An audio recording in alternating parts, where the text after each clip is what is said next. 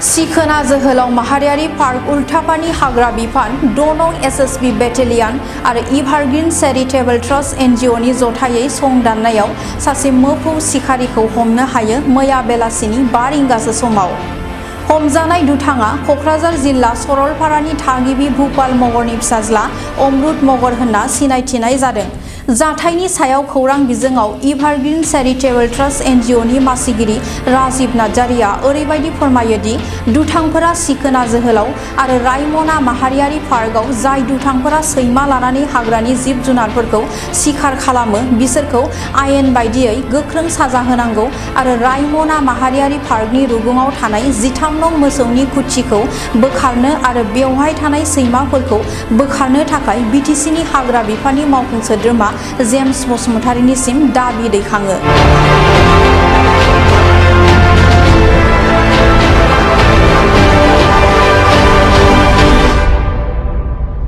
बे समाव जोंनिनो बिटिसिनि बर'नि मोनसे रादाब बुथुमगिरिनिसिम आंनि अननाय आरो सिबिनायखौ जासिग्रोयो आरो आङो नैबे इभारग्रीन चेरिटेबल ट्रास्टनि चेयारमेन हिसाबै आङो रायजो राजानिसिम फंनैसो मिथिहोहरनो साननाया बेनोदि मैया बेलासियावहाय जोंनि उल्टापानिनि फरेस्ट रेन्जनि स्टाफ आरो लोगोसे जोंनि इभारग्रीन चेरिटेबल ट्रास्टनि माखासे केजुवेल स्टाफ आरो जोंनिनो बर्डाराव थाग्रा एसएसबी जुथायै जोङो मैया बेलासियावहाय जोङो बे खान्थि बादगा हाबा मावग्रा सासे सोद्रोमा जोङो हमनो हादों। बेयो जाहैबाय खाथियावनो थानाय सिखोना जोहोलाव नेशनेल पार्कनि नांजाबनाय जा मोनसे रायमना नेशनेल पार्कनिफ्राय बिथांमोना बेबादिनो हाग्रानि जिब जुनारखौ नागिरनानै बिथांमोना बेबादिनो बिजनेस खालामबाय थायोमोन। दा बेखौ माखासे सुलुंनिफ्राय जोङो सं दाननानै बिथांखौहाय जोङो फल' खालामबाय थानायाव मैयानि बेलासियाव जोङो हमनो हादों। दुखुनांथाव बाथ्राया बेनोदि दिनै सानफा एफा बेबादिनो जोंनि सिखोना जोहोलाव नेशनेल पार्क आरो रायमना नेशनेल पार्कनि जिब जुनारखौ बेबादि जुदि बुथारबाय थायोब्ला बा सिखार खालामबाय थायोब्ला सानफा एफा जोबलांनो हमगोन। दा बे गोथौयै जोङो दुखु मोननाय फोरमायो दि बेबायदि हाबा मावनायनिफ्राय बयबो रायजो राजाफ्रा जानगाराव थानो थाखाय आङो गुरैयै खावलायदों आरो लोगोसे जाय बिथाङा बे खान्थि बादगा हाबाखौ मावदों बिथाङा दा न' गोजाननि फारसे सौहैनो थाखाय बिथाङा लामायाव दंसै। दा जोङो बिथांखौ हमनो हानानै जोङो गोजोननाय मोनदों आरो बेबादिनो गुबुनफ्रा जुदि दंबावोब्ला बेबायदि हाबानिफ्राय गोजानाव थाथों जों बेखौ बार बार जों खावलायदों। नङाब्ला बिथांमोनाबो बेबायदि हाबा मावोब्ला न' गोजाननि फारसे थांनो गोनां जागोन। माखौ हमदोंमोन दायनिगिरिया?